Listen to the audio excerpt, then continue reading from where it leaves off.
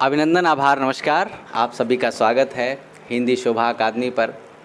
आज हमारी मुलाकात एक हमारे बहुत पुराने मित्र और दोस्त, मार्गदर्शक, सहयोगी, सहपाठी और जिनकी चर्चा हमने अक्सर पढ़ाई के दौरान आपने सुनी होगी, प्रियंका या पिंकी के नाम से मैंने आपसे चर्चा की, जो प्रेरणा रही हैं मेरे लिए, साथ साथ उन स्टूडेंट के लिए जो मेरे स्टूडेंट रहे हैं कि जो शादीशुदा हैं, बच्चे वाले हैं और जो संघर्ष में कभी कभी निराश हो जाते हैं। मैंने कई बार इनकी जो है आप लोगों के सामने मैंने उदाहरण रखा है। तो वही प्रियंका जी से आज आपकी हम मुलाकात करवाएंगे और हमारे साथ उपस्थित हैं। बड़े लंबे अवसर के बाद मुलाकात हुई, तो आइए आपको जो है प्रियंका जी से अवगत कराते हैं। अभी ये वर्तमान में इन्हीं के मुंह से सुनते हैं तो ज़्यादा अच्छा रहेगा। तो प्रियंका, और हम लोग प्रेम से इनको पिंकी बोलते हैं, तो पिंकी जी आपका स्वागत है। और बताइए आपका अपने सिलेक्शन के बारे में, कैसे क्या, कहाँ पे? सबसे पहले मैं आशुतोष जी का धन्यवाद करती हूँ कि उन्होंने अपने मंच पर मुझे आमंत्रित किया। और आशुतोष जी आज इसलिए कह रही हूँ कि ये एक हमारे सहपाठी भी रहे और एक गुरु के रूप में, ऐसे उदाहरण के रूप में प्रस्तुत हो रहे हैं कि आज जी कहना बड़ा अच्छा लग रहा है। नहीं तो जब हमारी मुलाकात इनसे 2018 में हुई तो मैं सच में कहूँ, जब क्लास की अगली पंक्ति में ये बैठे थे तो जैसे लगता है एक छोटा सा बच्चा, चुलबुला सा। तो हम कहते थे ये बहुत नटखट लड़का है, कुछ न कुछ तो आगे करेगा ही। लेकिन आज इनका जब चैनल देखती हूँ हिंदी शोभा अकादमी, तो बड़े गर्व से लगता है कि हमारे ही साथ और हमसे छोटा और इतनी ऊंचाइयों पर ये आज हैं। ईश्वर करे ये अनंत ऊंचाइयों के ऐसे ही छूते रहें और हमारे ग्रुप का भी नाम रोशन करते रहें। और मेरा नाम प्रियंका यादव है। मैं वर्तमान समय में जनता इंटर कॉलेज परसोन एटा में कार्यरत हूँ सहायक अध्यापिका के रूप में। और टीजीटी 2021 टीजीटी 2021 में मेरी जो सफलता असफलताएं तो बहुत हुई। मैंने 2011 का भी इंटरव्यू दिया, रिटन क्वालिफाई की। 13 में मेरा नहीं हुआ, 16 में नहीं हुआ। और 16 की एक घटना आपको बताती हूँ। जब 16 का रिजल्ट आया था तो मेरी एक फ्रेंड है अनु राय, जिसको कहेंगे कि एक मार्गदर्शक भी है और बहुत कुछ है, उससे मैंने बहुत चीज़ प्रेरणा ली है। सबसे पहले उसने रिजल्ट देखा, वो क्वालिफाई हो गई थी रिटन और मेरा नाम नहीं आया था। मैं नहीं रोई लेकिन वो रो दी थी। तो उस दिन मुझे ऐसा लगा कि कहीं न कहीं किसी न किसी के दिल में मैं वो जगह बनाई हूँ, जो उन्होंने, उसका रोना देख के मुझे रोना आ गया, क्योंकि मैं अंदर से मजबूत थी। क्योंकि असफलताएं मैंने ज़िंदगी में बहुत देखी हैं। जैसे लगता था कि सफलता ये शब्द न जाने किस डेट को कब सुनने को मिलेगा। तो जब 21 में मेरा सिलेक्शन हुआ और अन्नू का नहीं हुआ, मुझे बहुत दुख हुआ इस चीज़ का। मैं इसको शब्दों में नहीं बयां कर सकती हूँ। सही बात है। और 21 में आपका जो पेपर भी बहुत कठिन आ गया। पेपर कठिन था, इतना कठिन था, जब तक रिजल्ट नहीं आ गया किसी को भरोसा नहीं हो रहा था। जब 21 का जब मैं पेपर दे के आई तो मैंने आशुतोष से बात की और कामिनी गंगवार से बात की, अन्नू से बात की, सोनम से बात की। तो मैंने कहा यार होना कुछ नहीं है, लगता है इस बार भी निराशा ही मिलेगी। लेकिन आशुतोष और अन्नू ये 2 पर्सन ऐसे हैं जो ने कहा तुम अपनी कैटेगरी की क्या टेंशन करती हो, तुम्हारा तो जनरल में सिलेक्शन हो जाएगा। मैं दावे के साथ कह सकता हूँ। मैंने कहा नहीं आशुतोष, मेरा 82-83 क्वेश्चन हो रहा है, इतने पे सिलेक्शन, जहाँ 112, 113, 14, 15 तक जाते थे, सिलेक्शन नहीं हुआ, तो 82-83 पे कैसे सिलेक्शन हो जाएगा। लेकिन आशुतोष ने कहा था कि मेरी बात कोई ध्यान रखना पिंकी, तुम्हारा सिलेक्शन ज़रूर हो जाएगा। लेकिन वो बात सत्य सिद्ध हुई और मेरे स्नेही मित्रों के सहयोग से। और मैं पहली कॉल करने के लिए मेरे पास में आपका आभारी हूँ, धन्यवाद। और जब रिजल्ट आया तो मैं अपने हस्बैंड से बातें कर रही थी उस समय, तभी अन्नू का फ़ोन आया कि पिंकी रिजल्ट देखो अपना। मैंने कहा यार हुआ होगा नहीं, क्या देखूं? कहीं नहीं रोल नंबर देखो। तो मैं जब रोल नंबर देख रही थी मित्रों, तो मैं आपसे बताना चाहूँगी कि आँखों के सामने जैसे धुंधला नहीं छा जाता, वैसा हो गया था माहौल। अब मैं गिन रही हूँ, सारे डिजिट सही आ रहे हैं, तो फिर दोबारा गिन रही हूँ कि सही वो डिजिट है। और मैं फ़ोन पे ही अन्नू को बताई कि अन्नू मेरा हो गया है, और मैं इतनी भावुक हो गई कि मैं आवाज़ मेरी निकल नहीं पाई, और मैं रोते रोते बताई कि मेरा सिलेक्शन हो गया है।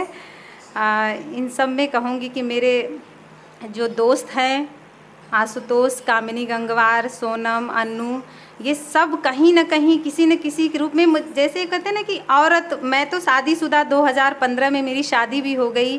और जब शादी की एक कहानी आपको बताती हूँ कि जब मेरी शादी हुई और पढ़ाई का बहुत पीक पॉइंट चल रहा था, घर वालों से नाराज़ भी थी कि 6 महीने के लिए हमारी शादी पोस्टपोन कर दीजिए, शायद मेरा JRF हो जाए। तो मामा हमारे विदेश चले गए, आबू धाबी, बोले कि अब चला जाऊंगा, एक ही मामा, अब रस्म कैसे होगी मामा वाली, वो तो आप लोग पारिवारिक दबाव समझते हैं इस चीज़ को। तो उस वजह से हमने शादी भी कर ली। लेकिन शादी के बाद जो कठिनाइयाँ होती हैं, अपने आप को उस चीज़ में मोड़ना पढ़ाई की तरफ, क्योंकि नई नई शादी हुई रहती है तो सबका मन विचलित होता है इन सब से, तो जो शादीशुदा वाली हैं। तो आपकी शादी 2015 में हुई ना? हाँ मेरी अच्छा, शादी तो 2015 से, और नौकरी आपको 2021 में मिली।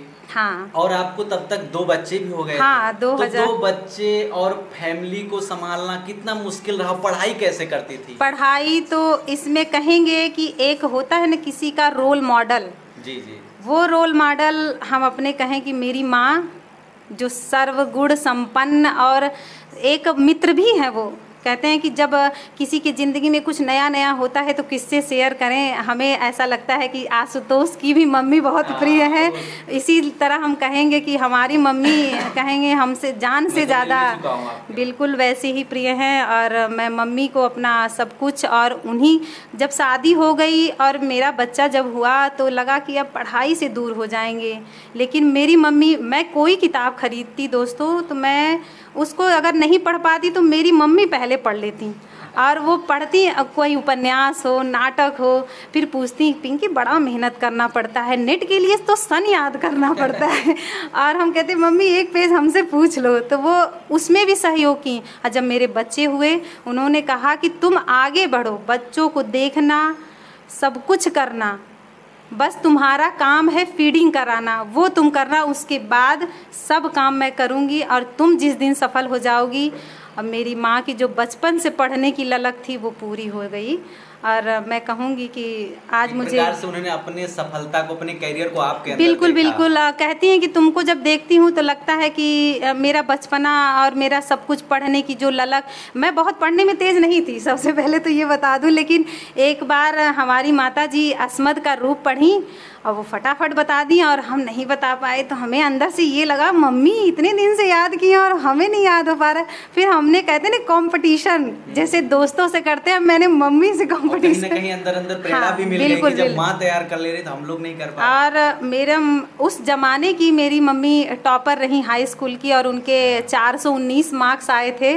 तो लगता था अगर हम इतने कमज़ोर पड़ जाएंगे तो उनको प्रेरणा के रूप में हम आगे रखते हुए और हमारे बच्चों का पालन। फिर 1 साल बाद मेरी दूसरी बच्ची हुई, एक मेरी बेटी है और एक बेटा है, दोनों। तो मैंने इस तरह अपनी पढ़ाई को आगे करते हुए इस मुकाम पर आई। आप अभी PhD भी कर रही हैं? हाँ, मेरा वर्तमान में PhD भी चल रहा है और नेट भी। आपका तो काफी लंबा अनुभव, संघर्ष रहा। आप लगभग, मुझे याद है कि 8-9 बार आपका लगभग नेट भी हाँ, हो गया हाँ, 2014 से कंटिन्यू नेट ही हो रहा है, पॉइंट से JRF। और ये कहीं ना कहीं लगता था, और JRF न होना ये मेरे लिए कहीं फ़ायदा भी हुआ, इसलिए कि पढ़ाई से जुड़ी रहती।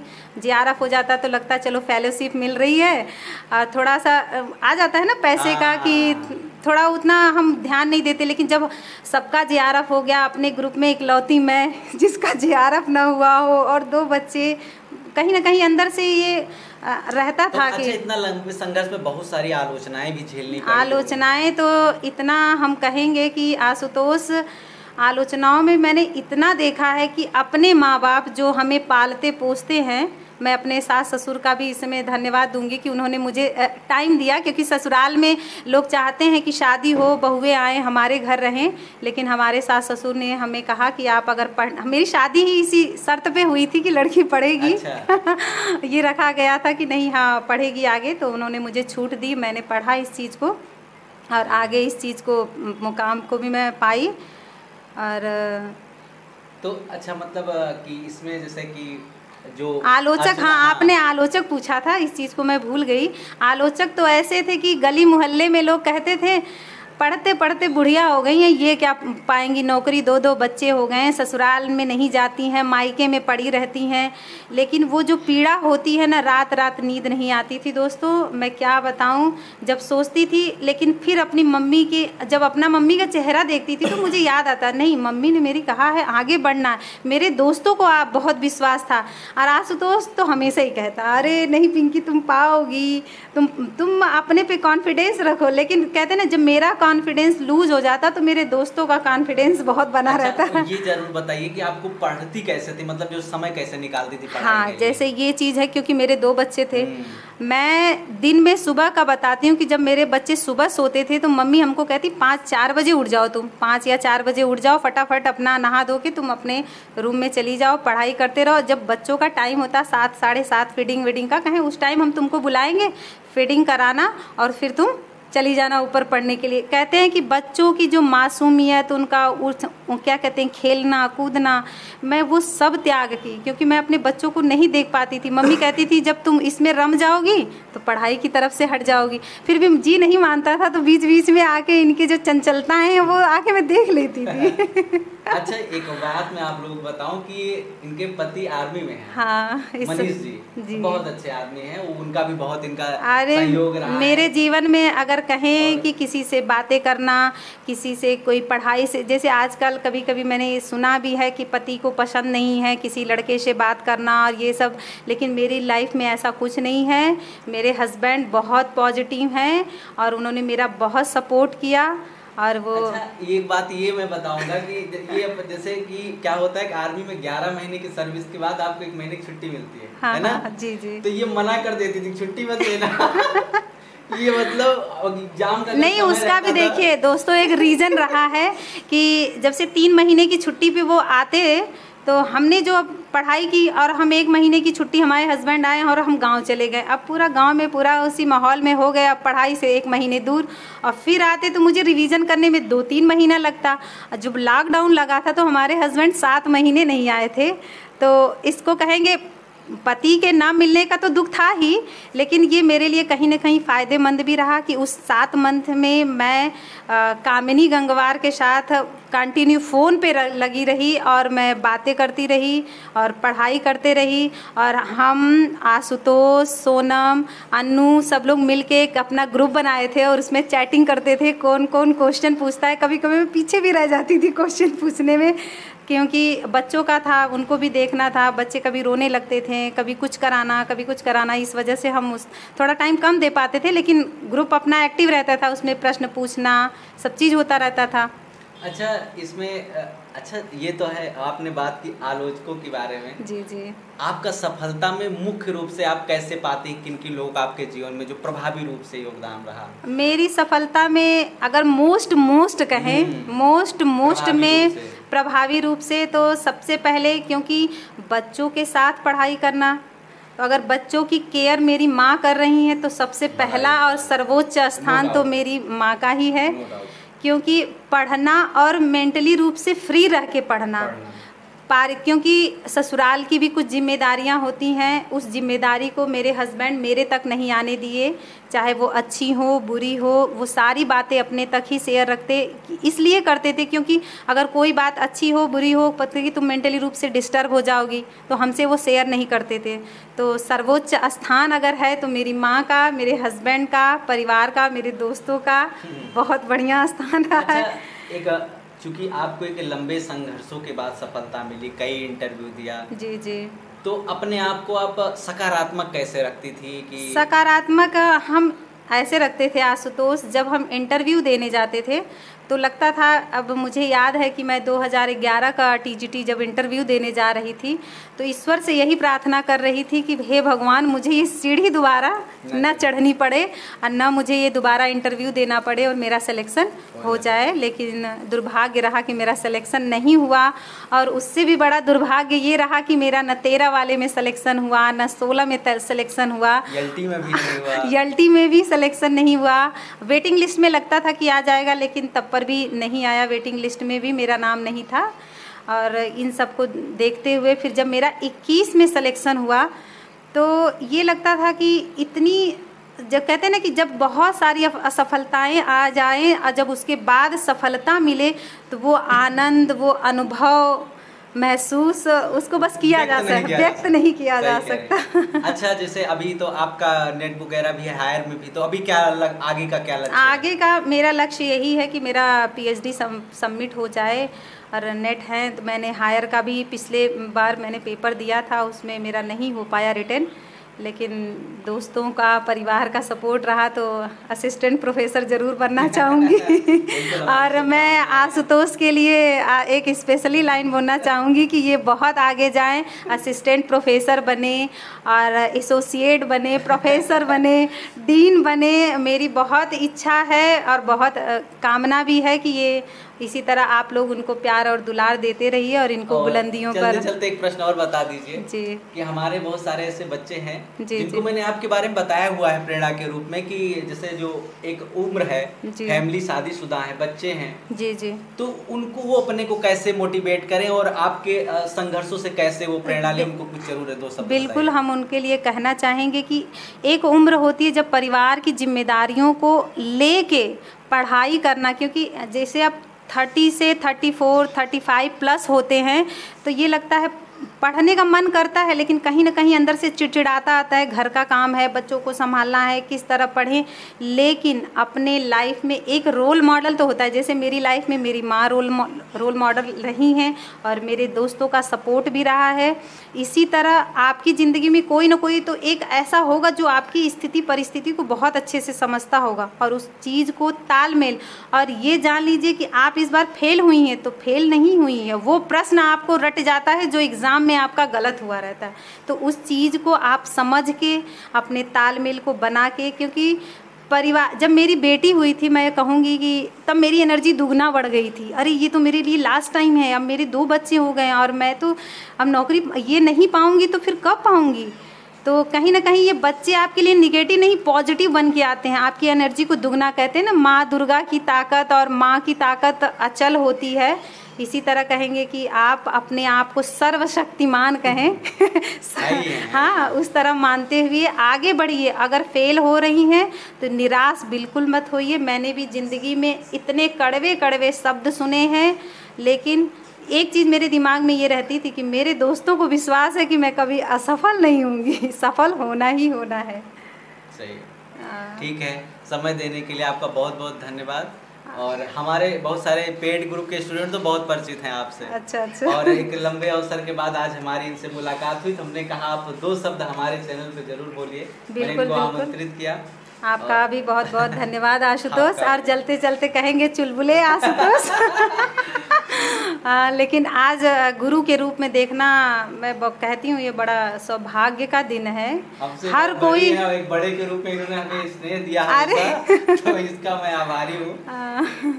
चलिए, आपका बहुत बहुत धन्यवाद, आपने मुझे इस मंच पे बुलाया। और इसी तरह इनके चैनल को लाइक करिए, शेयर करिए, सब्सक्राइब करिए। धन्यवाद। तो मैं अंत में बस यही कहना चाहूँगा कि जीवन में निराशा नहीं आनी चाहिए और ऐसे लोग ही प्रेरणा है। मैं सच बता रहा हूँ कि मैंने पिंकी को हमेशा बोला कि आपको नौकरी मिलेगी, क्यों? मैंने इनसे कभी कोई प्रश्न पूछा होगा ना तो इनको भले याद ना आवे, लेकिन इन्होंने मुझे पेज बता दिया, एक फला पेज पे नीचे होगा। और हमने कहा जो इंसान इतना पढ़ा हो उसको विकल्प मिलने पर सही नहीं मारेगा, 100% मारेगा। दरअसल क्या है, हम लोगों को पढ़ने का पैटर्न बदल गया है। हम लोग विकल्प के हिसाब से पढ़ते, विकल्प दिखते याद आ जाता है। अब हम ग्रेजुएशन विंटर में नहीं है कि हम एक एक शब्द याद रहे, तो पैटर्न बदलने के कारण आज तक मैंने इनसे कोई प्रश्न पूछा है तो इन्होंने ऐसा तो नहीं है, अगर ना बता पाया हो तो बात अलग है, लेकिन ज़्यादातर इन्होंने बताया फला पेज पे नीचे होगा ये। तो इससे मुझे लगता था कि नहीं, दम तो है, देर है दुरुस्त है, देर आए दुरुस्त आए। और एक चीज़ और भी है कि आपके कब कर्म में लिखा है ये भी इम्पॉर्टेंट है ना। कहते नहीं कि भाग्य से पहले कुछ नहीं मिलता, और आपके प्रारब्ध कब तक आपको पूरा करेंगे ये भी इम्पॉर्टेंट है। इसी आशा के साथ कि आप अगली बार असिस्टेंट प्रोफेसर बन के आइए हमारे साथ, और फिर एक साक्षात्कार हो, हमारा भेंट वार्ता मुलाकात हो औपचारिक रूप से। बाकी तो वैसे तो होता ही रहेगा। फिलहाल ठीक है, और आपका बहुत बहुत धन्यवाद आने के लिए। आप सभी को एक प्रेरणा के रूप में ये एक भेंट वार्ता थी। ऐसे ही जो अच्छे लोग हैं जो हमारे लिए प्रेरणा है, हम आपसे मुलाकात कराते रहेंगे। और आप सबका बहुत बहुत धन्यवाद। ऐसे मिलते रहिए, चैनल से जुड़ते रहिए और प्रेरणा प्राप्त करते रहिए। और जो आप हिंदी की जो भी प्रतियोगी परीक्षाओं की जो परीक्षा की तैयारी कर रहे हैं उनके लिए बहुत कुछ उपलब्ध है हमारे चैनल पे, आप जरूर जुड़े रहिए। आप सबको बहुत बहुत धन्यवाद। और हाँ, चैनल को लाइक शेयर सब्सक्राइब करना बिल्कुल ना भूलें। धन्यवाद। आप सबका मंगल।